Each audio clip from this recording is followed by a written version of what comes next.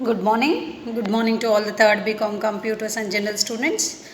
Subject is banking theory and practice. I am Katyani madam teaching you the subject, and we are in the topic negotiable instruments. Previous class also we discussed about the definition of the negotiable instruments and Negotiable Instruments Act 1881.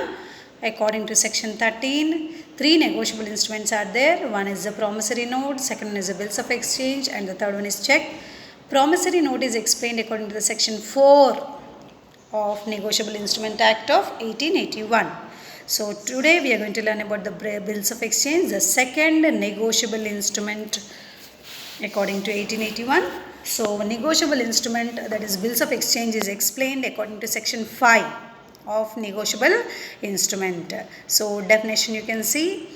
A bill of exchange is an instrument in writing containing an unconditional order signed by the maker directing a certain person to pay a certain sum of money only or to the order of certain person to bearer of instrument. It is a order. Bill of exchange, it should be in writing, it should be unconditional, it should be signed by the maker, the debtor, directing. What he is directing? How much money should be paid, to whom it should be paid. According to which section? Section 5 of Negotiable Instrument Act of 1881. So same like promissory note, the bills of exchange also contains an order from the creditor to the debtor.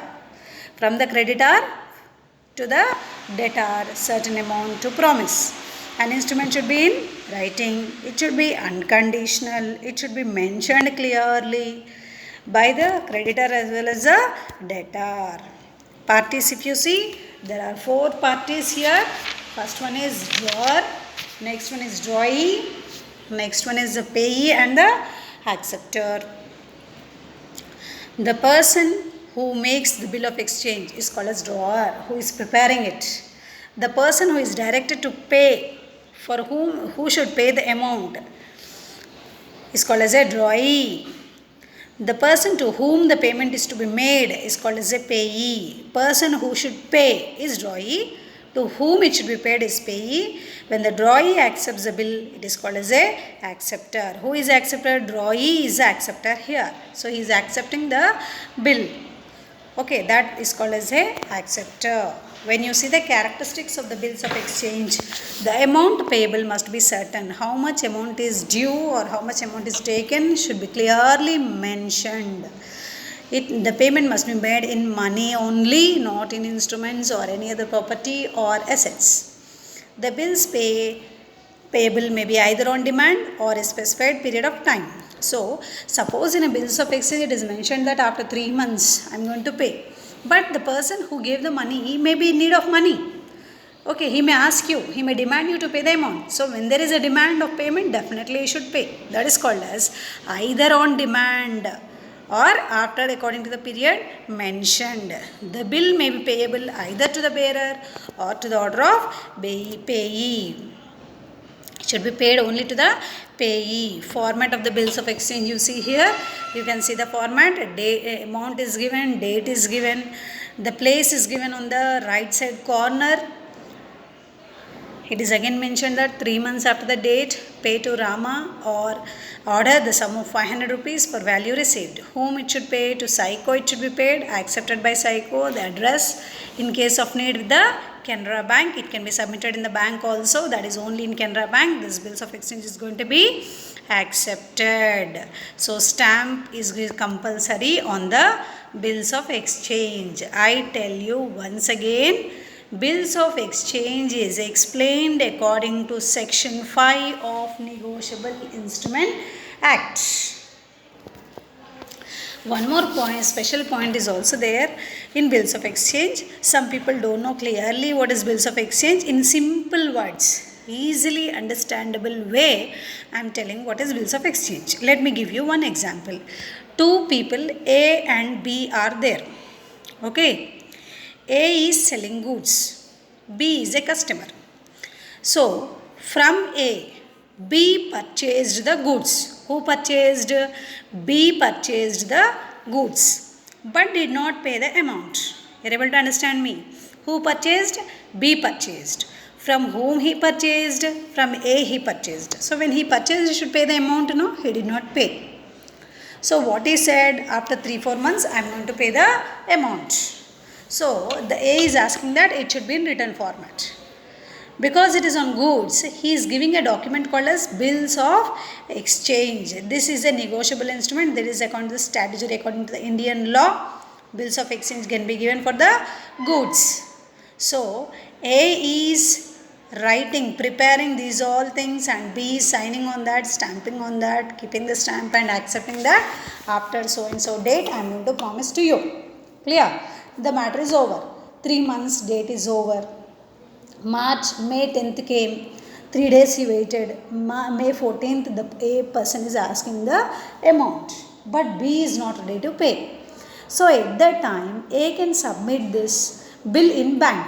Which bank he can submit? It is mentioned that Canara Bank. So if he submits in the bank on behalf of B, if he is having the account and the account the balance is existing, that is the credit balance is existing, means from the bank account they are paying, but they are discounting the bills.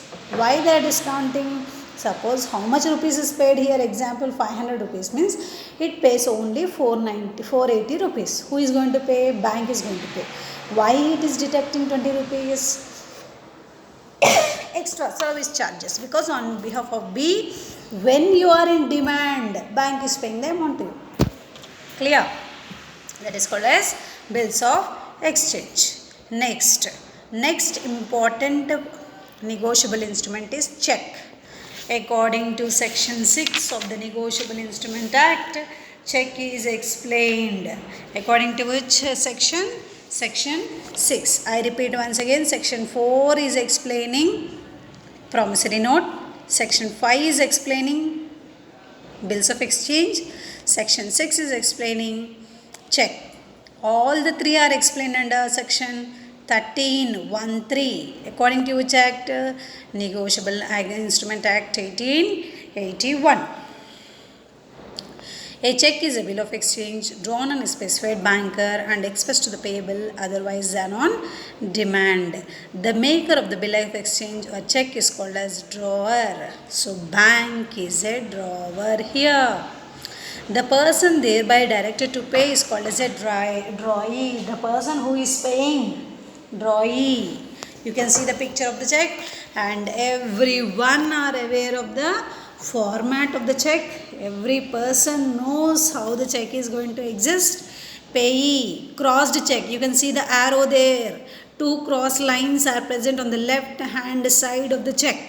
If these cross lines are there, means if you lose the check also, no one can encash the check.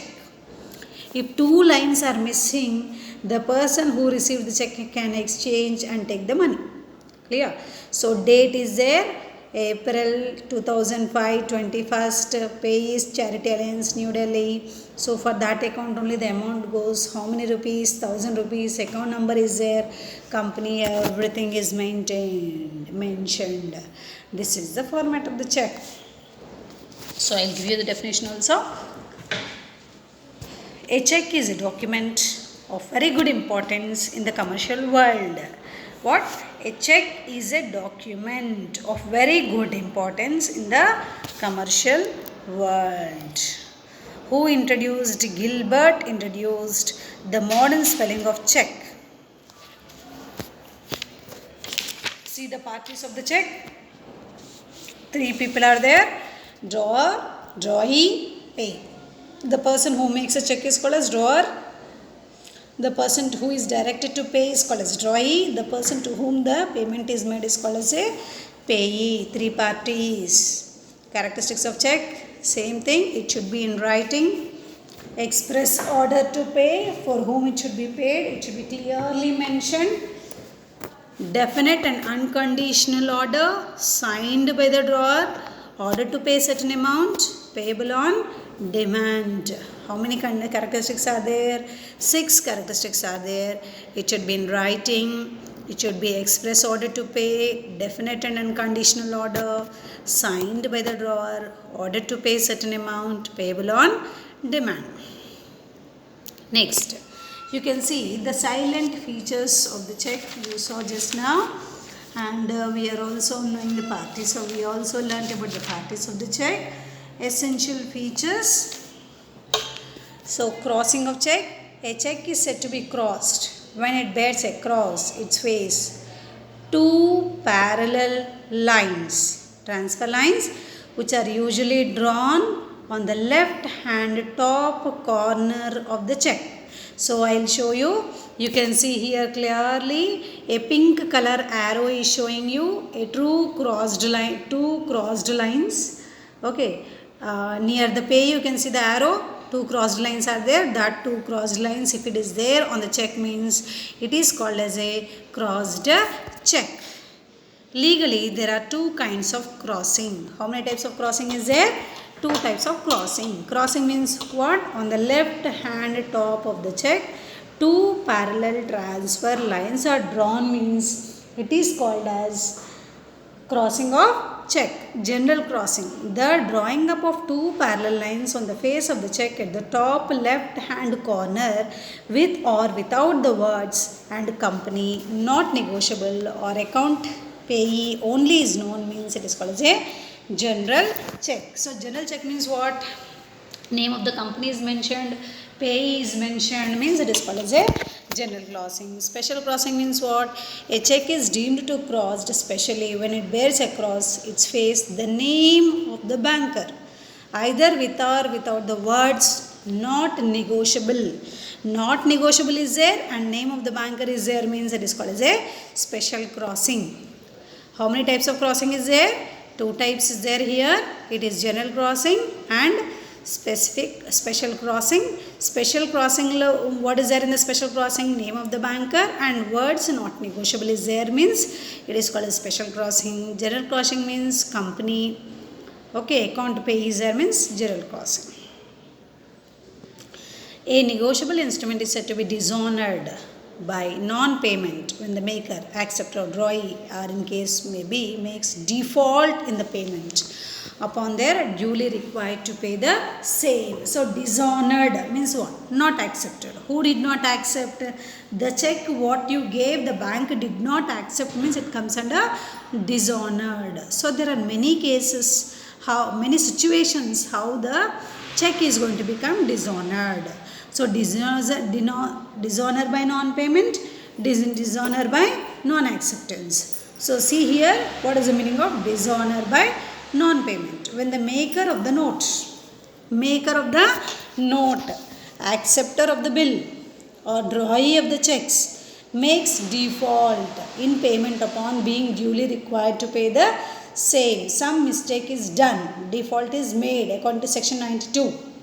A promissory note or bills of exchange is dishonored by non-payment when the present meant for the payment is excused expressly by maker of note or acceptor of the bills of exchange and remains unpaid at or after maturity, section 26. So what is the meaning of non-payment is, suppose the due date is mentioned May 10th and before May 10th if the people are demanding the check, it should be not paid, it is not going to be paid. Why it is not going to be paid? Because the person who prepared the check mentioned to the bank that it should not be paid before the date of maturity. So after maturity, according to section 76, it is going to be paid.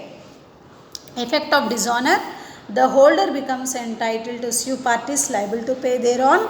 The drawer of the check, maker of the note, acceptor and drawer of the bill and all the endorsees are liable severely and jointly to a holder of due course. Any mistake done, dishonored, any small mistakes arise, effect of dishonor is going to take place. Noting.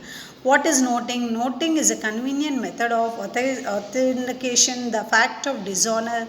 When an instrument is dishonored, the holder besides gives a notice should get the bill or promissory noted by the notary public. The notary public represents the instrument notes drawn in his registered date of its dishonored and reason, if any, given by the acceptor. If the instrument has been expressively dishonored, the reason why the holder treats it as dishonored and notary charges should be mentioned. Noting must be made within a reasonable time of disorder.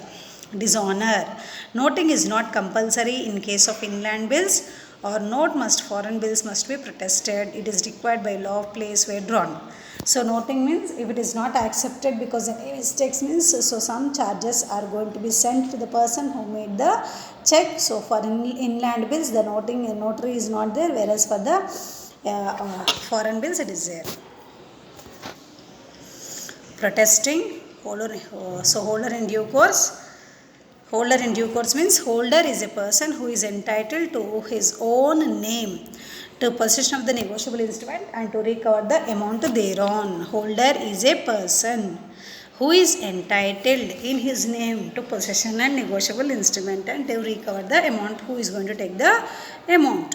Holder in due course is a person who came into possession on the instrument of the payment of consideration and without the knowledge of the fact the former owner had a defective title. The holder in due course has a better title than holder. Privileges of holder in due course: he can sue every payer party to the negotiable instrument if the instrument is not duly stamped. When the holder endorses such instrument for the new owner has a good title unless the party is to fraud. The burden of providing his title does not lie upon the holder in due course. Thank you very much, students. A small important point I want to mention here. According to section 138 of Negotiable Instrument Act of 1881, which comes into effect on 1st April 1881, with that new provision recognized act of drawing a check without sufficient balance in the account, it becomes a criminal complaint against the drawer. Suppose person is not having any balance and if he issues the check, it is a criminal complaint. According to which section? Section 138. It is implemented on from 1st April 1989. Thank you. Please concentrate on the classes.